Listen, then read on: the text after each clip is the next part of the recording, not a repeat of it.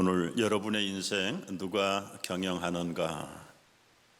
내 삶의 주인은 누군가? 오늘 설교의 주제이기도 합니다. 여러분, 한 가정이 행복하려면 그 가정을 이끄는 가장이 가정 경영을 잘 해야 합니다. 한 기업이나 한 국가가 안정하고 평화롭게 되려면 최고의 지도자가 경영인이 바로 서야 할 것입니다.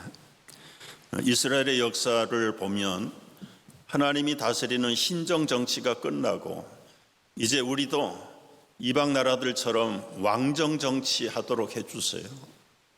왕을 세워서 섬기는 나라가 되면 좋겠습니다. 그 백성들의 간절을 물리치지 아니하고 하나님이 사무엘을 통해서 허락하십니다. 그래서 뽑힌 초대 이스라엘의 왕이 사울 왕입니다. 선택을 받았던 이 사울은 매우 아주 좋은 사람이었어요. 그는 열심히 풍성했습니다. 영성이 풍성했습니다. 12지파 중에 막내 지파인 베냐민 지파 중에 출신입니다. 그럼 베냐민 지파가 인구가 제일 많아요. 그래서 12지파의 아마 대표라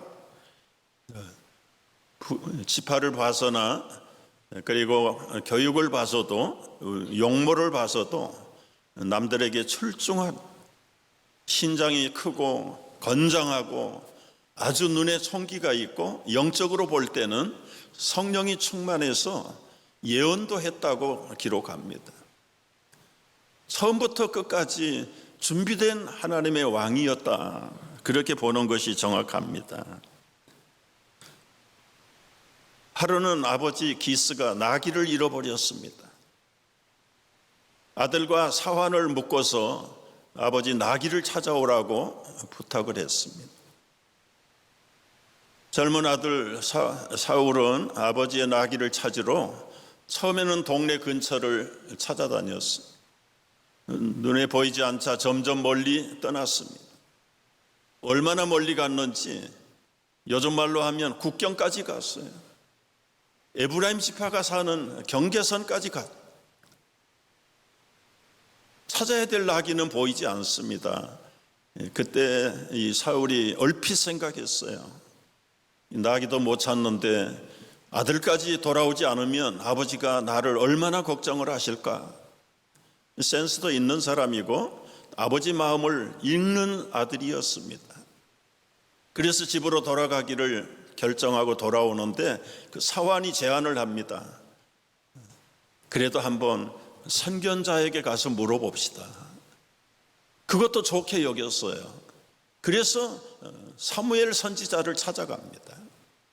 나귀를 찾을까 해서 찾아갔는데 하나님은 그 전날 사무엘 선지자의 오기 전날 밤 사무엘에게 계시를 주었어요. 내일 사울이라는 젊은이가 올 텐데 그에게 기름을 부어라. 기름을 부어라. 사울이 입장에서 볼 때는 전혀 예고 없는 하나님의 마음에 합격을 해서 이스라엘의 초대 왕으로 기름을 부음 받습니다. 여기까지를 보면은 사울은 여러 면에서 준비된 하나님의 사람이었어요. 용맹스러웠습니다. 여러분, 옛날의 전쟁에는 왕들이 앞장을 서서 전쟁터에 나가야 됐어요. 무력을 갖추지 못한 자는 왕의 자격이 없습니다. 하나님께서도 사울을 마음에 들어 해서 그를 왕으로 세웠습니다. 여러분, 이때까지 사울의 인생의 경영은 누가 했을까요? 그 효심이나 믿음이나 은사가 충만한 것이나 리더십이 출중한 것이나, 물론 자신도 준비하고 훈련하고 노력했겠지만 그 인생 경영 속에는 여호와 중심으로 살았던 사람, 하나님이 흐트러보트로 뽑은 사람이 아니잖아요. 그 중심을 살피시면서까지 사울을 왕으로 세웠는데 이렇게 출중한 사울이 왕이 되었습니다. 그런데 결과는 하나님께 버림을 받았습니다. 왜 버림을 받았을까요? 영어에 이런 말이 있답니다. 리더들은 리더를 잘해야 된다. 리더가 되기 위해서는 하나님의 마음을 잘 읽어야 된다는 말이 읽어야 된다. 이제 발음이 유사하죠. 리더. 사울이 왕이 되고 나서는 하나님의 마음을 읽는데 게을렀습니다. 자신의 인생관을 읽고 자신의 경영 마인드를 키우는데 더 열심을 가졌습니다. 정작 왕이 되었던 사울이 자기의 마인드 컨트롤에 실패하는 사람이 되었습니다. 여러분, 하나님의 리더십을 경홀히 여기고 인간적인 본능이 자기의 위치를, 자기의 속사람을 컨트롤하기 시작을 했어요. 결정적인 것 세 가지를 요약해 보면 이런 것입니다. 교만으로 인해서 월권합니다. 왕은 제사장직을 겸비할 수 없어요. 자기가 가서 제사를 집례합니다. 전쟁에서 승리할 때마다 그 공로를 자기의 공로로 돌립니다. 아말렉을 쳐서 진멸하라고 했는데 자기 눈에 좋은 것들은 다 감춰서 하나님의 명령을 거절했습니다. 여러분, 사람이 갈 때와 올 때가 똑같아야 되는데 올라가고 나서는 변심하는 것이 이 사울이었습니다. 하나님은 그냥 묵과하지 않습니다. 크고 작은 시련을 통해서 정신을 차리게 합니다. 그 일환으로 그 거대한 블레셋 군대가 지금 사울 왕을 지금 꺼져가는 촛불처럼 바람 앞에 불안하면서 모든 의욕을 다 잃어버린 사시나무 떠는 군대들이 되고 말았습니다. 여러분, 이때에 위태로운 전쟁에 등장한 소년이 다윗이었습니다. 이 다윗은 여호와의 이름으로 그 거대한 골리앗을 한 방에 쓰러뜨렸습니다. 블레셋의 승리를 거뒀던 다윗, 민족의 영웅으로 등장했습니다. 백성들이 다윗의 찬가를 부릅니다. 사울은 천천히요 다윗은 만만히로다. 이스라엘 전 국민들이 일어나면 이 다윗의 찬가를 부르는, 여러분, 이 다윗의 노래소리가 점점 커질 때마다 다윗의 인격은 바닥이 드러나기 시작합니다. 사울의 인격이 바닥이 드러나기 시작합니다. 성신은 떠나고 악신이 그를 지배하기 시작을 했어요. 시기와 미움으로 마인드 컨트롤을 받기 시작합니다. 여러분, 여기서 우리는 물어야 될 것이에요. 평안할 때 위기 상황 속에 나의 마인드 컨트롤의 오너는 누굽니까? 여러분의 인생의 최고 경영자가 여러분입니까? 하나님이십니까? 다른 거 둘러댈 필요가 없어요. 이 둘 중에 하나입니다. 둘 중에 하나.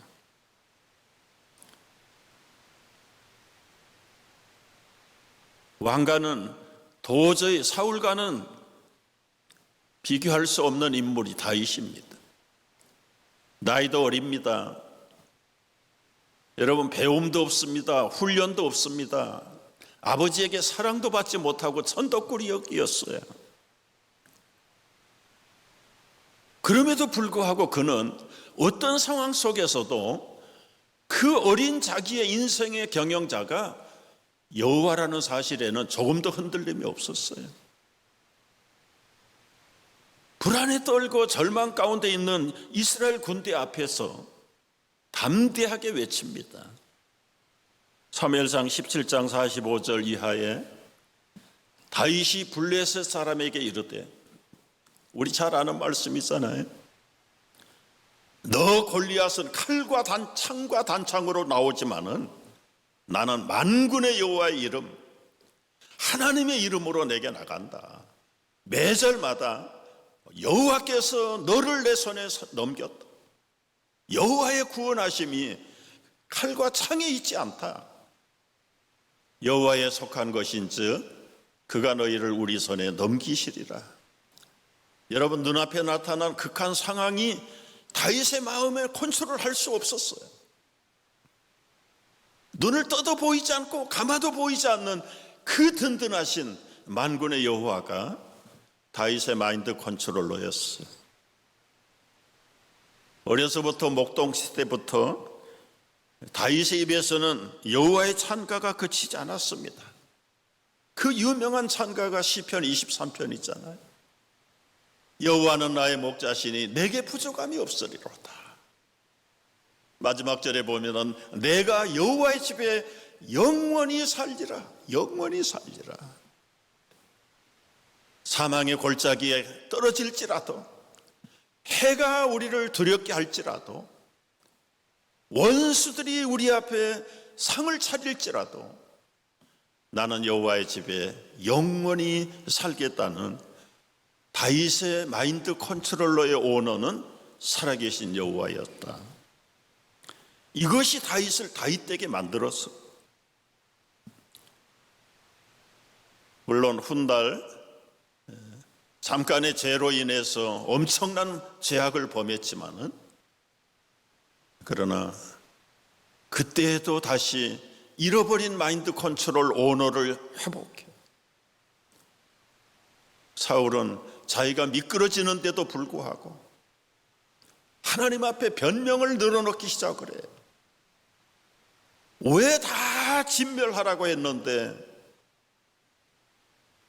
살찌고 건강한 짐승들은 빼돌려 놓고 감춰놓다가 하나님한테 들켰잖아요. 그러면 제가 잘못했습니다 하고 마인드 컨트롤을 바꿔야 되는데, 하나님 요긴할 때 쓰는 것이 얼마나 좋습니까? 저 불쌍한 포로들을 다 죽일 필요가 뭐 있습니까? 우리 몸종으로 쓰려고 아껴놓았습니다.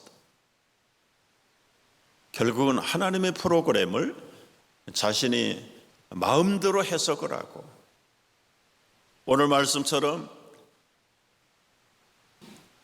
여호와의 계획이 우리에게 있지만 그 길을 인정하는 자, 인도하는 자는 여호와라는 사실을 알지 못해. 남겨놓았던 그 전쟁의 연약한 포로들이, 연약한 유부녀들이 무슨 힘이 있습니까?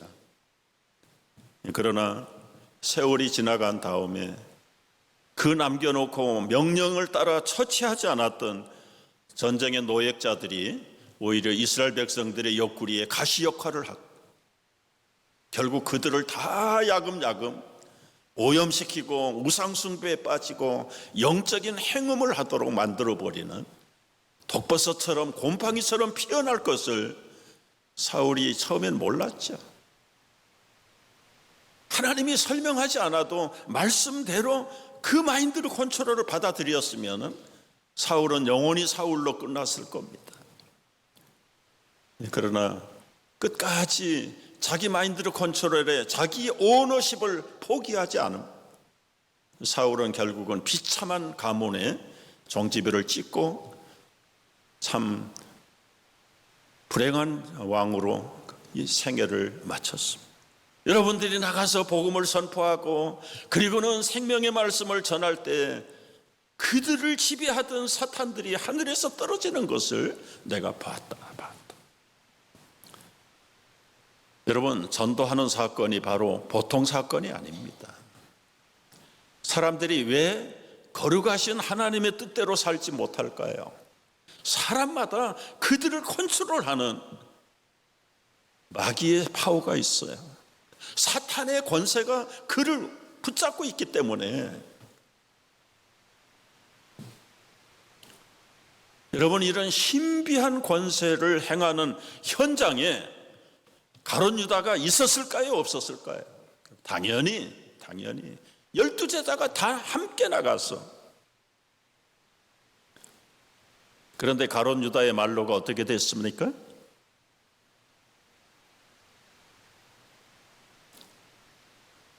여러분, 여기서 교회 오래 다니신 분들은 아주 심각하게 잘 들으셔야 됩니다.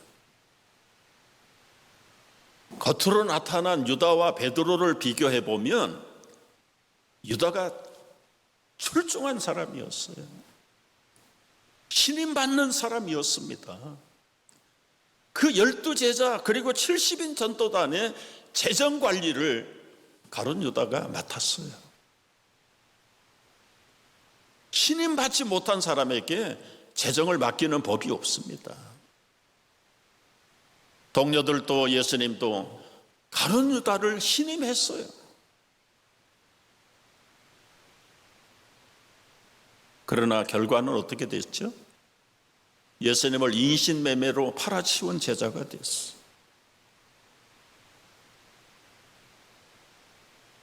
예수님이 불법 재판을 받으시고 빌라도에게 사형언도를 받으실 때 양심의 가책을 느꼈습니다.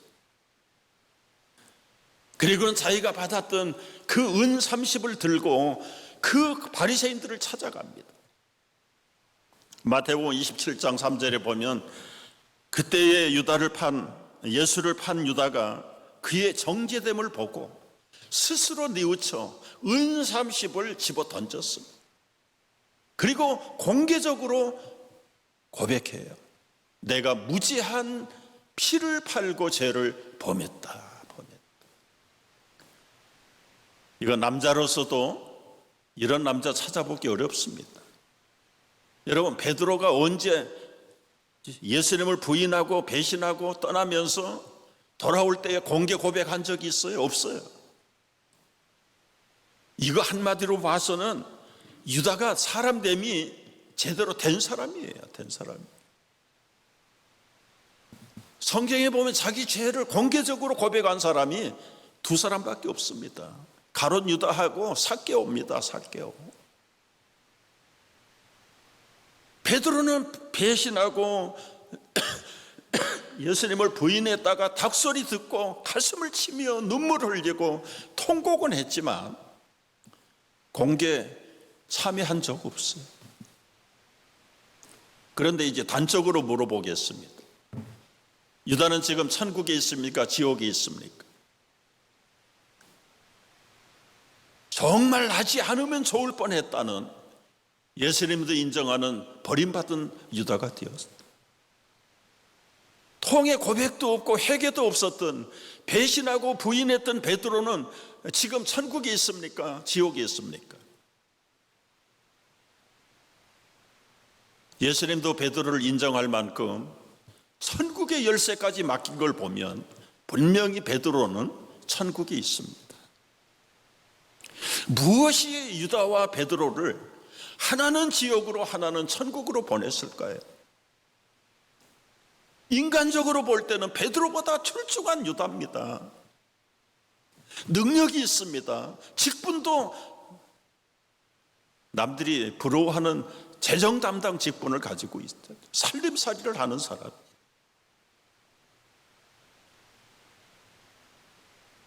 여러분, 여기서 우리가 놓치지 말아야 될 것입니다.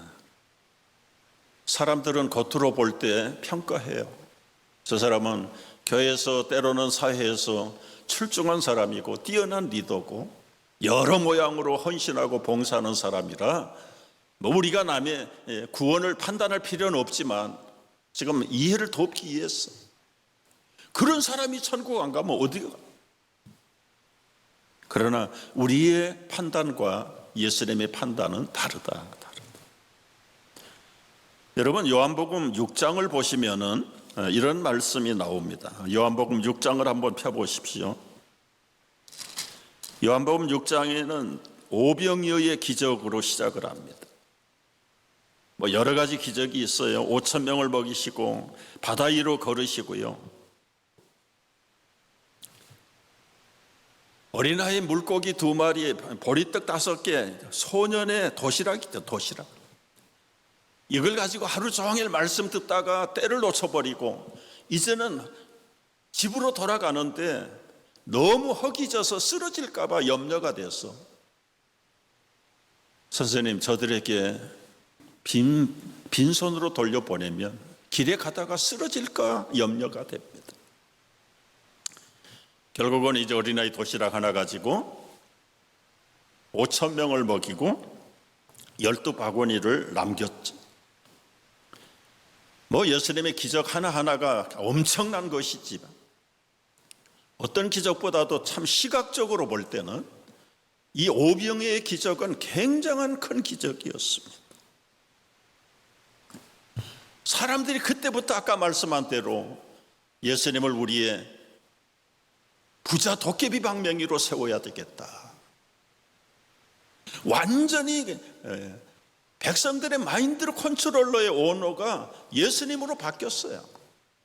근데 진짜 예수님을 예수님으로 오너로 받아들이는 것이 아니라 눈으로 보고 손으로 만지고 입으로 먹을 수 있는 물질의 오너. 이 오병이의 사건을 통해서 여러분, 기적은 언제나 예수님이 하시고자 하는 복음의 핵심을 띄우는 예고편입니다. 예고편. 그게 본론이 아닙니다. 백성들이 볼 때는 그거 이상 없지요. 그러나 이 오병이의 기적을 통한 하나님의 영적인 메시지가 뭔가에 대해서는 사람들이 이해하지 못합니다. 너무 안타깝고 눈에 보이고 손으로 먹는 떡에만 관심을 가진 제자들과 백성들에게 이 사건을 설명해요. 52절에 보면은 이렇게 나와요. 하늘에서 내려온 살아있는 떡이니 내 살을 먹고 내 피를 마시는 자는 영원히 살리라. 내가 줄 떡은 세상의 생명을 위한 내 살이다. 살이다. 여러분, 점점 듣기가 이해하기가 어려운 말씀을 하고 계십니다. 봐라, 우리 조상들 만나를 먹어서도 다 죽고 없지 않냐. 너희들 어제 벳세다에서 떡 먹었지, 기적의 떡 먹었지. 하룻밤 자고 나니까 배가 고파가지고 또 쫓아오잖아요. 그 떡은 백날 첫날을 먹어봐도 배고픈 떡이고 우리를 영원히 살리는 떡이 아니다. 내가 하늘에서 내려온 생명의 떡이다. 나를 먹어야 된다. 나를 먹어야 된다. 그러면서 더 어려운 말씀을 하십니다. 인자의 살을 먹지 않으면, 인자의 피를 마시지 아니하면 너희 안에 생명이 없다. 내 살을 먹고 내 피를 마시는 자는 영생을 가졌다. 52절의 말씀입니다. 여러분, 여기서 제자들이 이 말이 어려워요. 60절 말씀을 보세요. 요한복음 6장 60절 말씀을 보시면 제자 중 여럿이 듣고 말하되 이 말씀은 어렵도다. 누가 들을 수 있느냐. 지금 마인드 컨트롤 하는데 혼선이 빚어졌습니다. 우리 인생의 행복의 주체가 무엇입니까? 물질입니까? 돈입니까? 부유한 환경입니까? 건강입니까? 제자들의 마인드 컨트롤하고 같았어요. 그런데 이제는 그게 아니라는 거예요. 내가 이르는 말이 곧 생명이고 영원한 영이라고 말씀합니다. 살리는 것은 영이니 육은 무익하다. 내가 너희에게 이르는 말이 영이요 생명이라. 이 하나님의 말씀 자체가 우리 인생을 컨트롤할 수 있는 오너십이 그 안에 스트롱하게 있는 말씀인데, 어려워하는 제자들, 군종들은 이 말씀의 핵심을 이해하지 못합니다. 손으로 만져야 되고 눈으로 봐야 되고 자기 입으로 먹어봐야 이것이 나의 오너라고 생각을 하는 거예요. 그래서 한번 잡으면 놓치지 않으려고 바들바들 떨어요.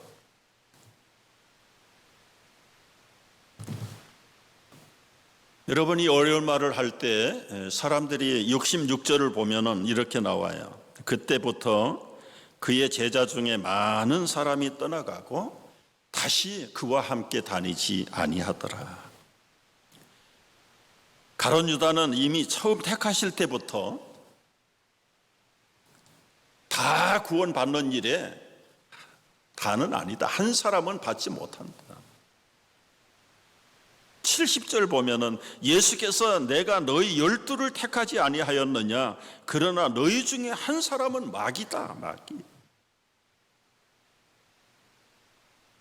여러분, 이 가룟 유다는 처음부터 예수님이 택하실 때부터 이 영생의 말씀으로 오신 예수 그리스도를 구원의 주님으로 믿지 않을 것을 아셨어요. 그리고도 제자 삼으셨어요. 그리고 차별 두지 않았습니다. 오히려 다른 제자들보다 우대했다고 봐야 합니다.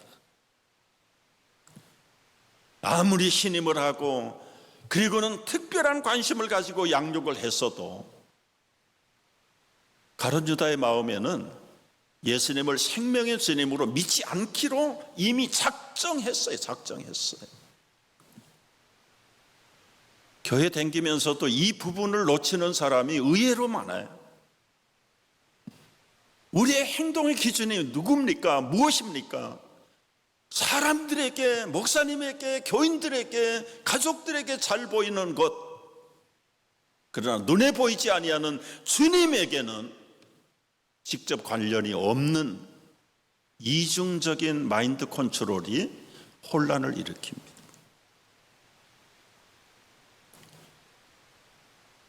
그는 공개적으로 통회하고 회개했던 유다였지만 반대로 베드로는 비굴하게 부인하고 배신하고 도망쳤던 사람이고 한 번도 떳떳하게 공개적으로 회개한 적이 없고,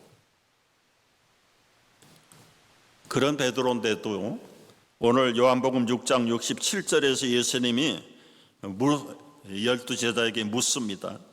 너희도 가려느냐? 시몬 베드로가 대답하되 주여 영생의 말씀이 여기 있사오니 우리가 누구에게로 가오리까?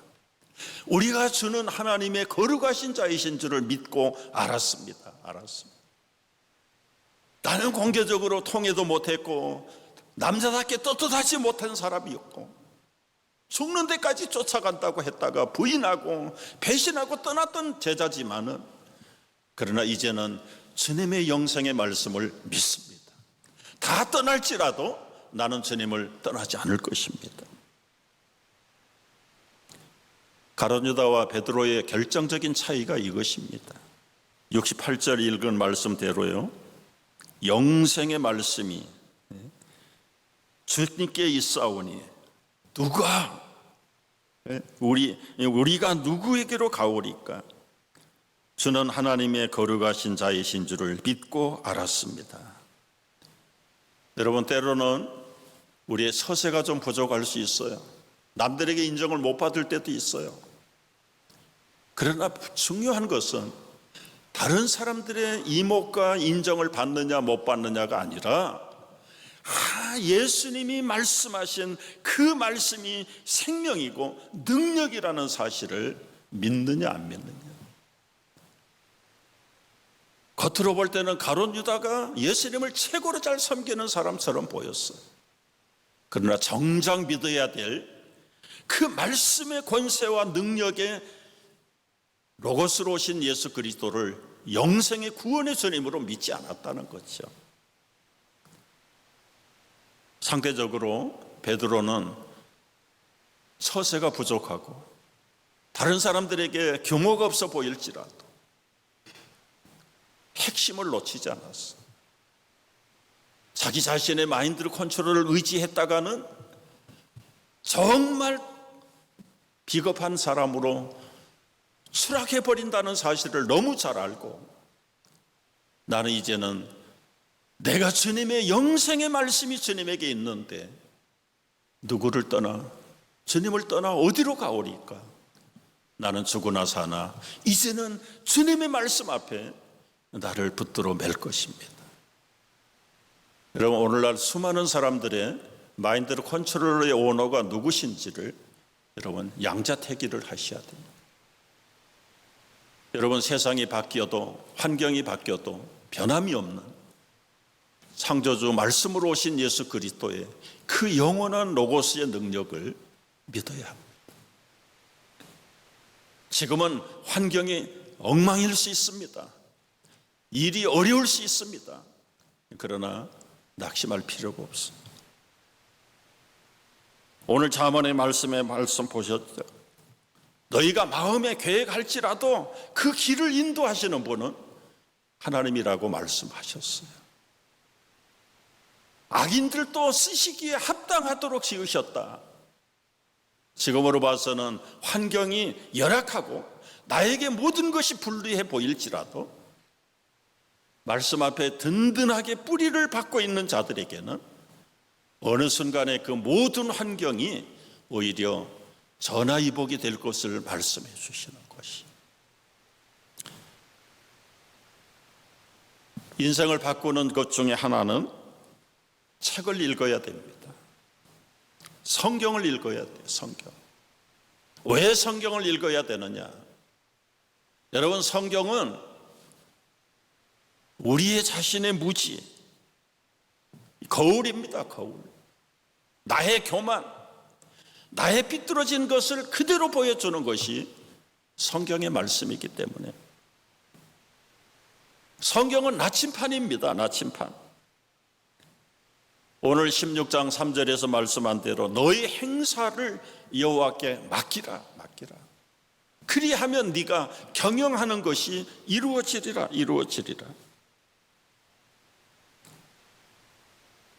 어떤 분은 성경은 창문이라고 그랬어요. 육신에 갇혀있던 사람들이 말씀을 통해서 하나님의 나라를 봅니다. 창문이 하나가 있을 때, 두 개가 있을 때, 온통 넓은 창이 될 때 세계를 바라보는 사람이 될 수 있는 거예요. 창문이 없는 사람은 흑암 안에 갇혀 살기 마련입니다. 제 책꽂이에 잭 하트만이 쓴 책 이름이 재미있어요. 성경은 경영학 교과서다. 여러분의 인생을 다시 한번 새롭게 리빌드업 하시기를 원한다면, 새로 세우기를 원한다면 하나님의 말씀에 귀를 기울이시고 살아있는 그 말씀을 따라서 나침판을 삼고, 남들은 다 넓은 길로 갈지라도 나침판이 가르치는 좁은 길로 가시는 자가 진정 인생의 컨트롤 마인드에서 성공할 줄을 믿으시기 바랍니다.